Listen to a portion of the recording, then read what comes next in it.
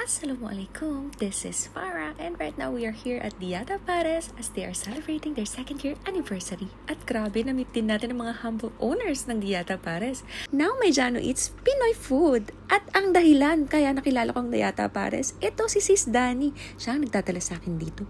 Paano ba naman kasi for only 17 Qatari Riyals, meron ka ng kanin, meron ka pang 2 ulam. At kahit pecha de peligro, ang pagkain di lasang na peligro ha.